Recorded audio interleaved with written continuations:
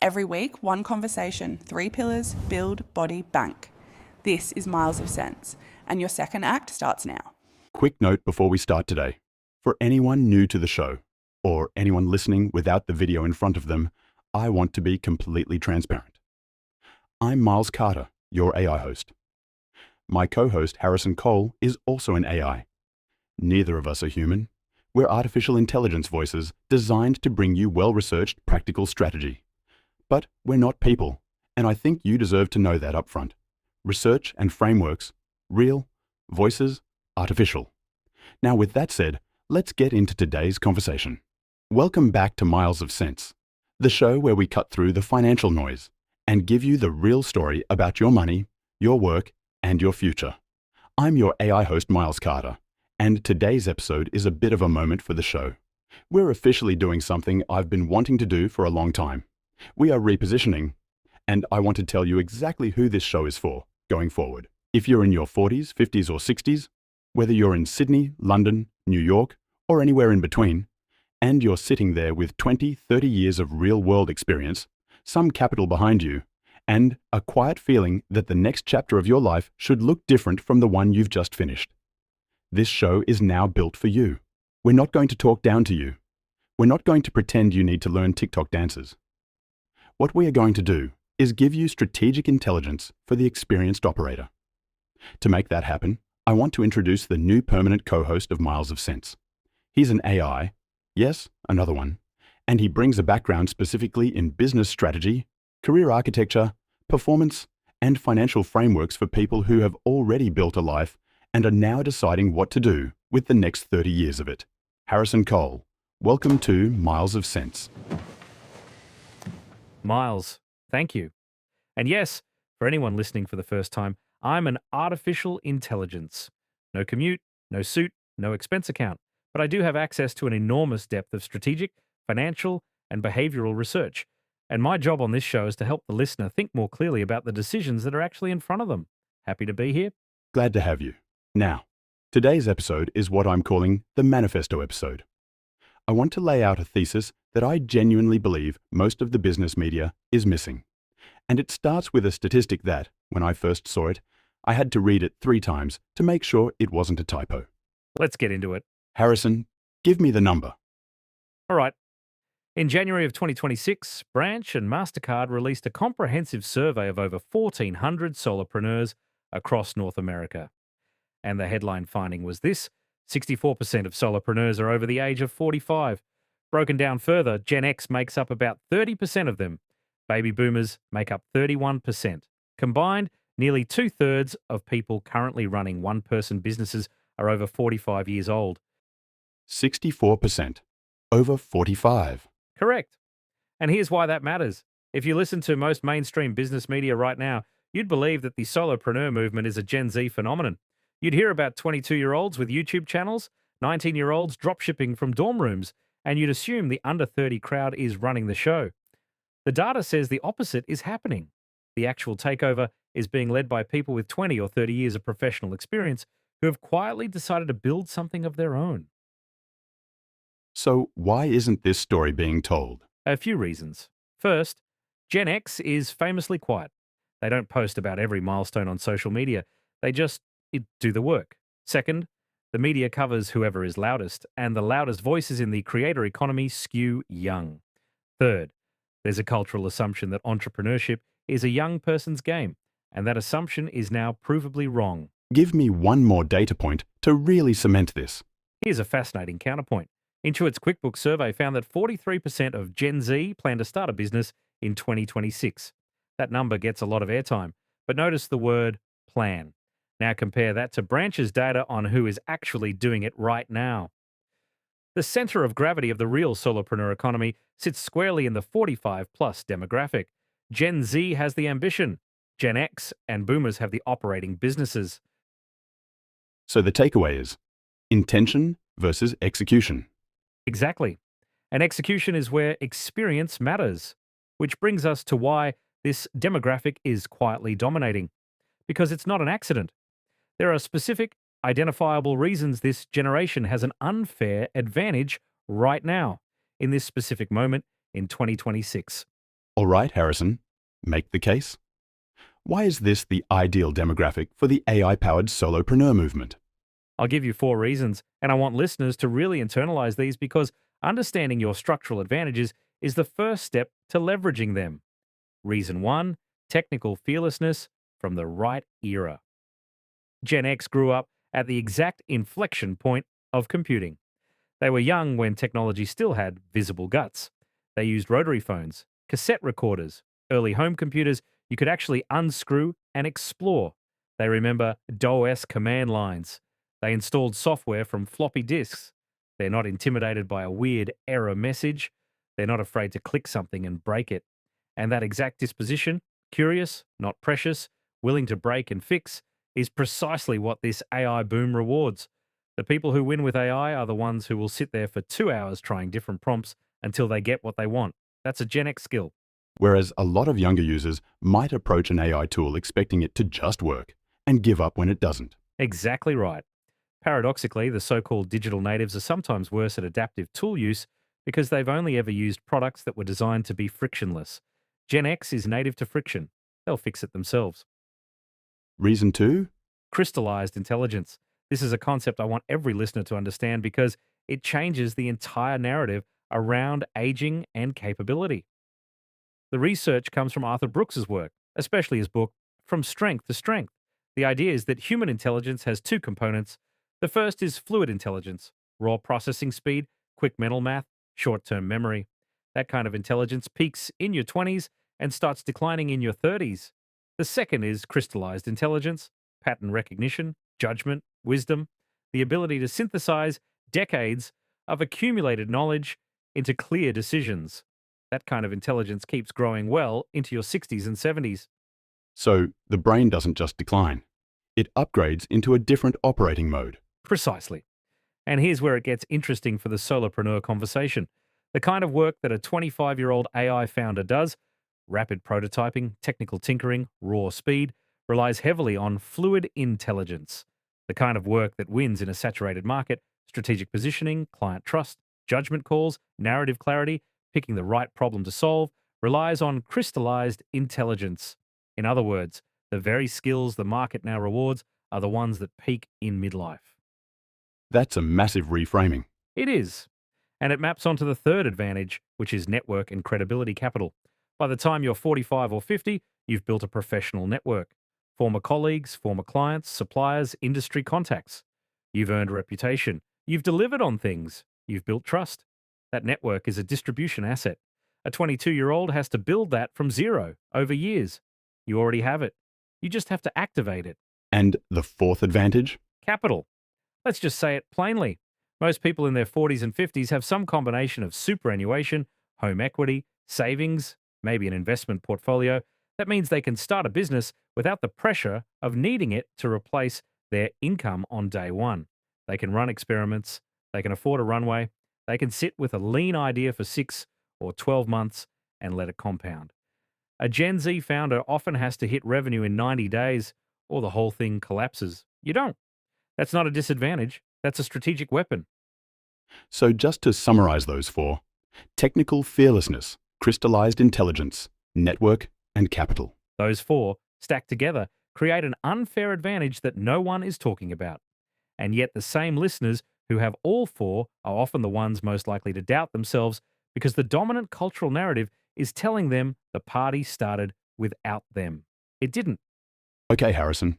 So if this is the audience, the experienced operator building something for the next 30 years, I want to lay out the framework that's going to shape every episode of this show going forward. Walk us through it. Gladly. I call this the 3-pillar operating system. Every single episode of Miles of Sense from this point on is going to land somewhere inside one of 3 pillars. And the reason we do all 3 is because they're structurally linked. You can't succeed at any one of them without the other 2. Pillar 1, build.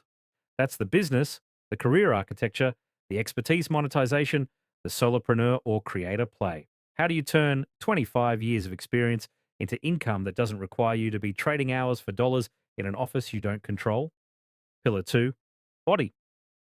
This is the one that most business podcasts completely ignore, and it's the one that quietly determines whether you can sustain anything you build.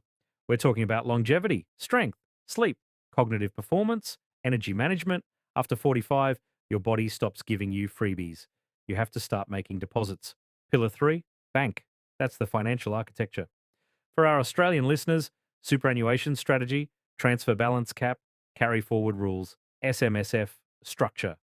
For global listeners, retirement planning, capital deployment, tax efficiency, passive income, and the general art of not running out of money across a 30-year decumulation phase. And the idea is build, body, bank.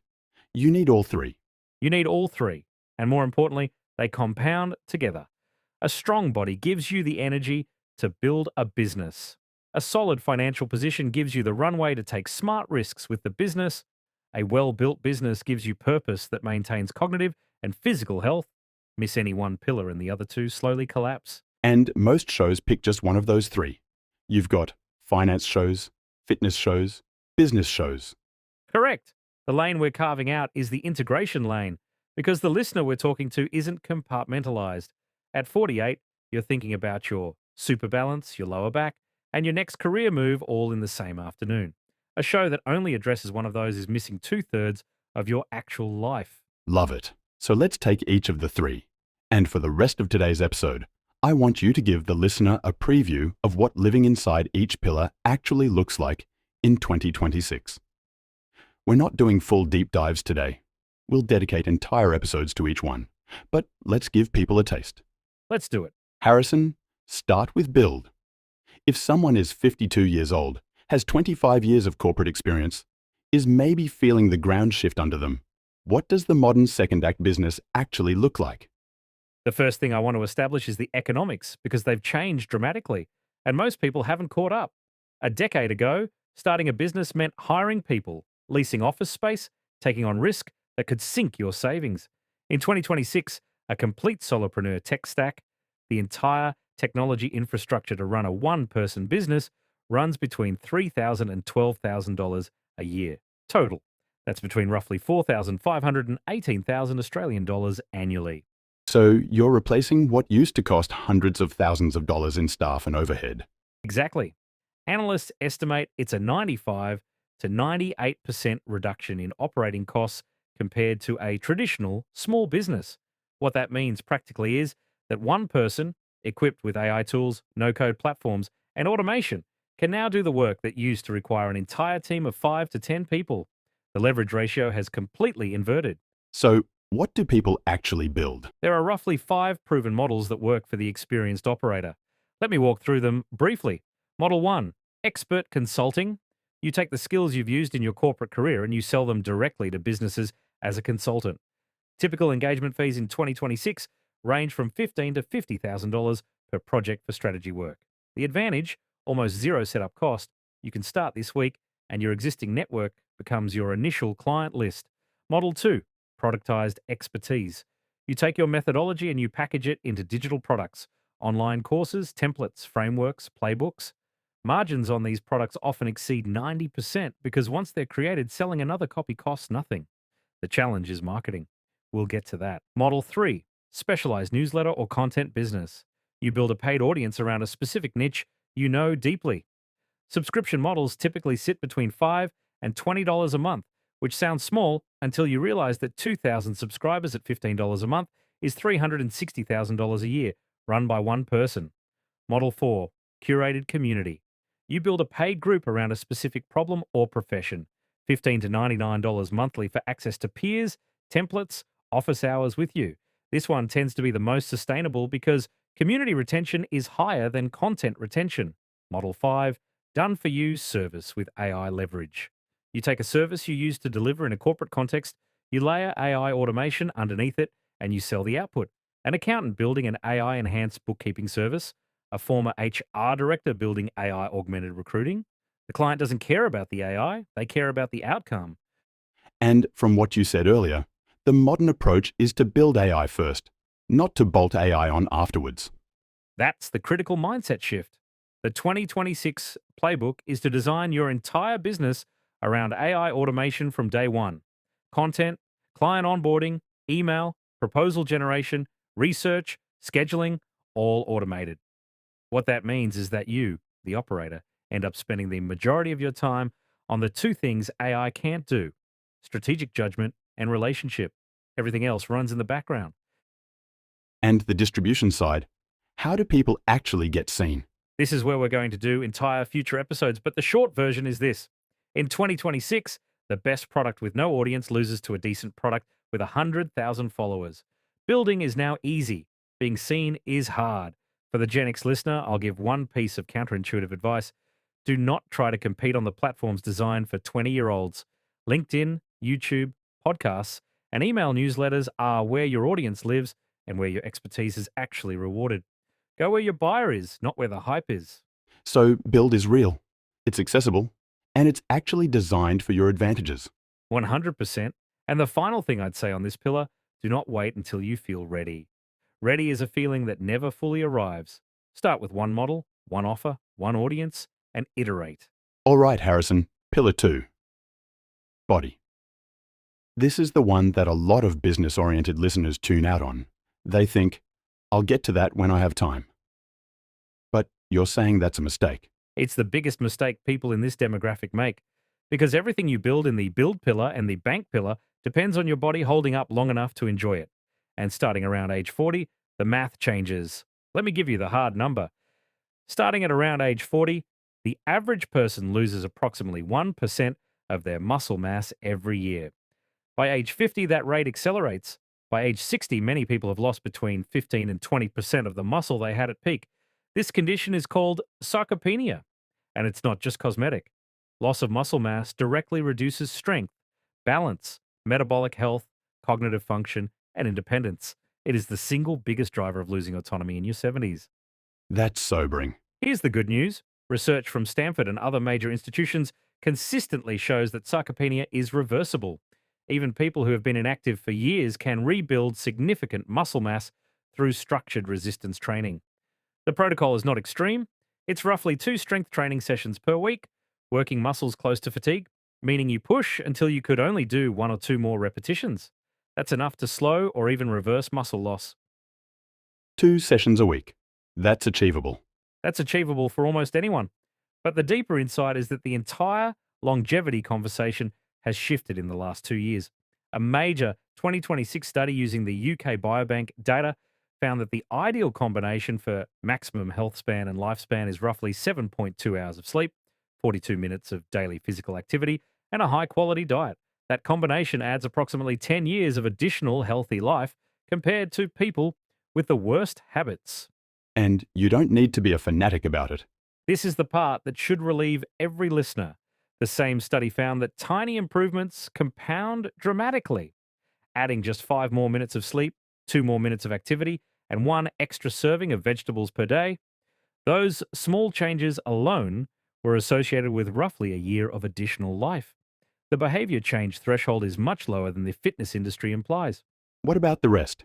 Sleep, stress, cognition? 3 quick frameworks for listeners. 1, sleep architecture. Aim for between 7 and 9 hours with consistent wake times even on weekends. Morning sunlight within 30 minutes of waking sets your circadian rhythm for the day.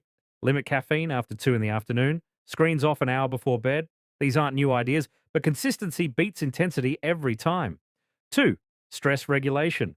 Chronic stress in your 40s and 50s literally damages cardiovascular health and accelerates cognitive decline. Stanford's stress researchers recommend 5 to 10 minutes a day of breathwork, meditation, or self-hypnosis. The research shows the benefits last for years, not just in the moment. 3, metabolic flexibility. One of the most important shifts happening in 2026 longevity medicine is the understanding that blood sugar volatility is a major accelerator of aging. Simple rule: eat protein and fiber before carbohydrates at any given meal. Walk for 10 minutes after eating. That alone dramatically flattens glucose spikes. None of that requires a gym membership, a retreat, or a biohacking lab. None of it, which is the whole point. The Gen X and 50-plus listener doesn't need extreme protocols. They need consistency on the fundamentals starting now. Because every year you delay on body is a year you're not going to get back on build or bank. All right, pillar 3, bank. Let's get into the money architecture.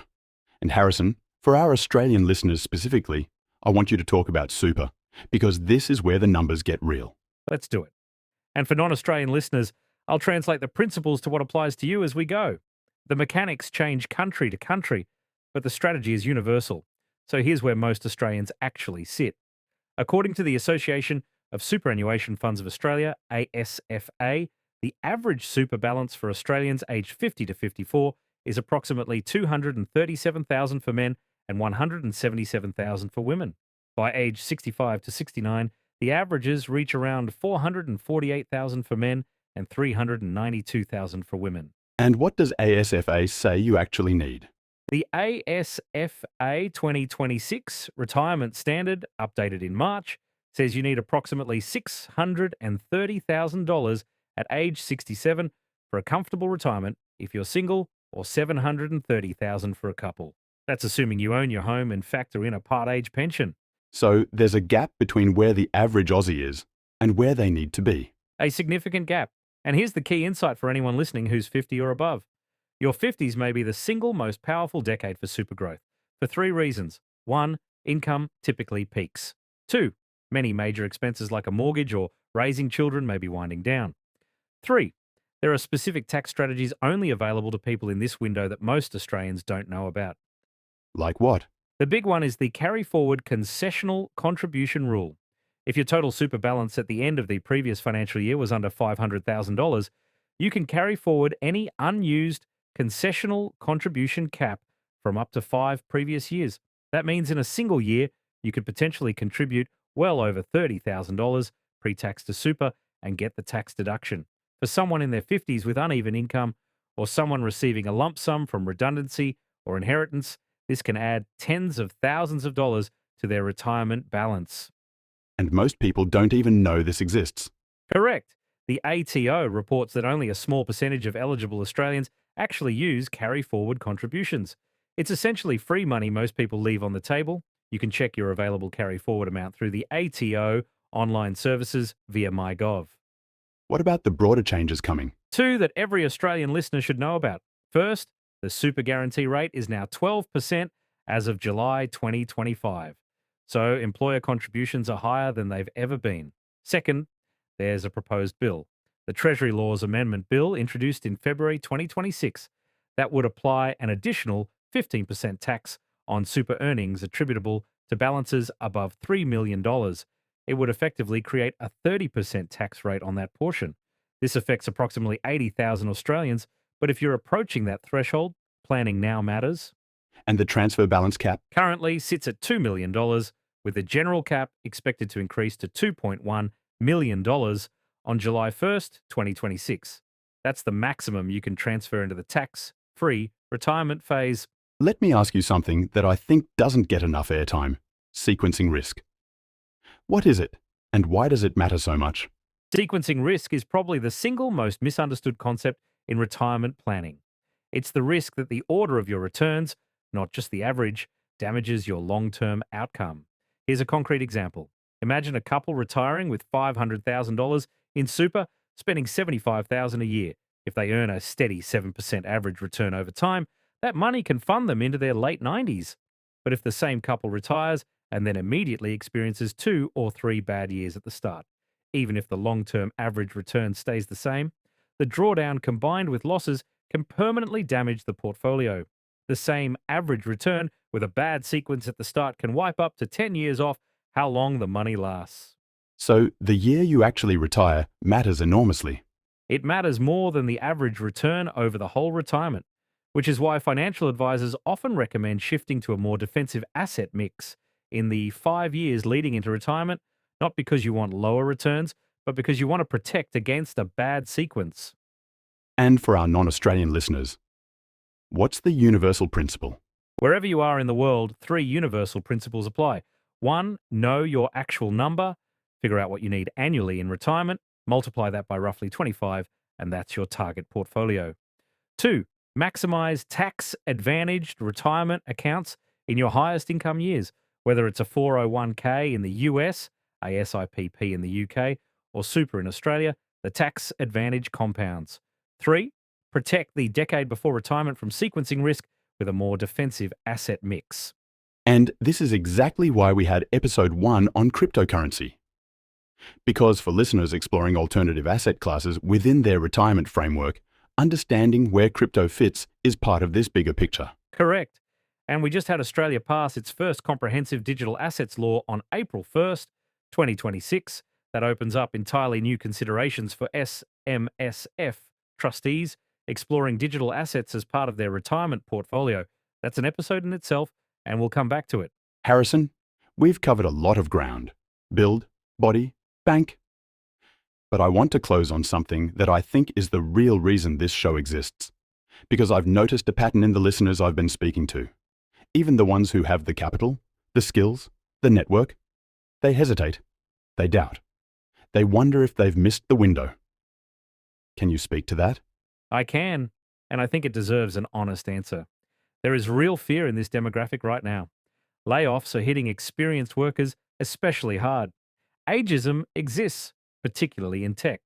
For people in their 40s and 50s, losing a job isn't just a financial event.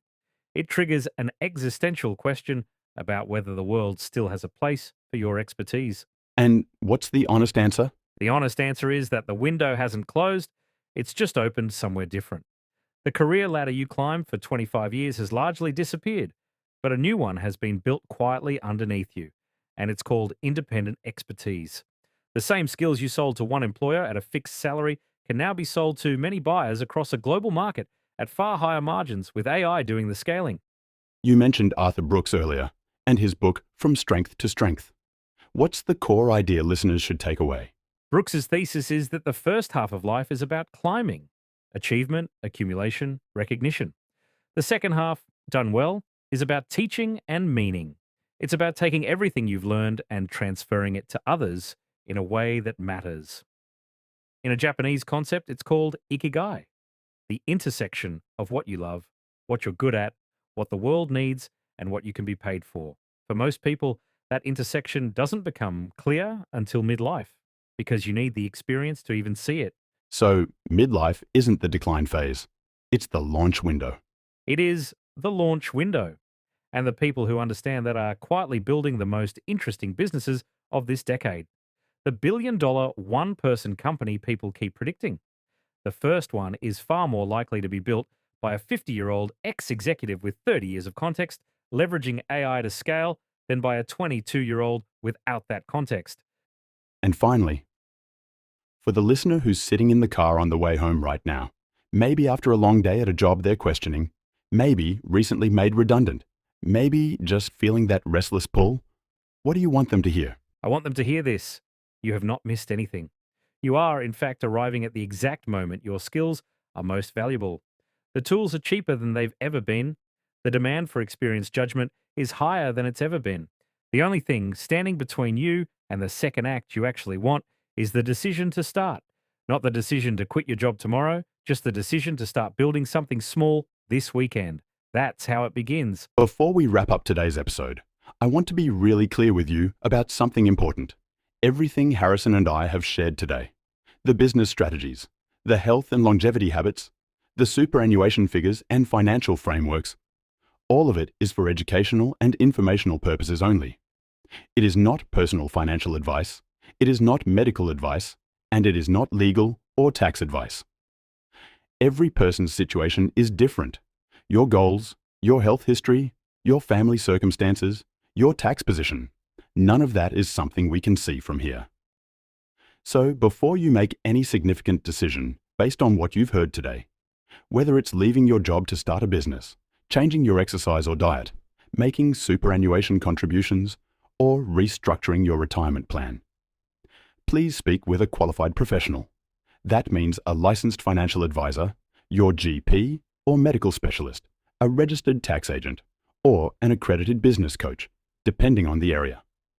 These professionals can look at your specific situation and give you advice that actually fits your life. We share strategy and frameworks. They deliver personal advice. Both matter, and both have their place. All right, Harrison, you're officially the permanent co-host of Miles of Sense now. I want to give you the last word. What are the 3 things you'd tell every listener to walk away with from today? 3 things. Number 1, recognize the silent takeover. 64% of solopreneurs are over 45. If you're in this demographic, you are not behind. You are, statistically, the main character of the solopreneur economy. Stop listening to narratives that tell you otherwise. Number 2, run all 3 pillars. Build, body, bank. Don't pick one. The listener who wins at all 3 is the listener who still has energy, a business, and financial runway at age 75. The listener who only plays one of them is vulnerable. Audit where you currently stand across all 3 this week. Number 3, start small. Start this weekend. Don't try to quit your job. Don't try to launch a course. Spend 2 hours this Saturday writing down the single skill you have that other people would pay for, and list 3 people in your network who might know someone who needs it. That's the whole first step. Everything else follows. Harrison Cole, our new permanent co-host, thank you for setting the new foundation for this show. My pleasure, Miles. I'll see the listeners next episode. For everyone tuning in, whether you're in Sydney, Melbourne, Brisbane, or anywhere on the planet, if today's episode resonated, do me a favor. Forward it to one person you think needs to hear it. Someone who's sitting at the crossroads right now. Someone who's felt the pull to build something of their own, but hasn't been sure where to start. This show exists for them. In our next episode, we're going to go deeper into what I'm calling the Operator's Protocol, a full walkthrough of one day in the life of a Gen X solopreneur running all 3 pillars simultaneously. If today was the manifesto, next episode is the operating manual. And one last reminder before we go. As we mentioned earlier, everything we've shared today is general information only, not personal advice. Please take what's useful, leave what isn't, and always run any significant decision past a qualified professional who knows your situation. Look after yourself. Look after your family. I'm Miles Carter. This is Miles of Sense. See you next time.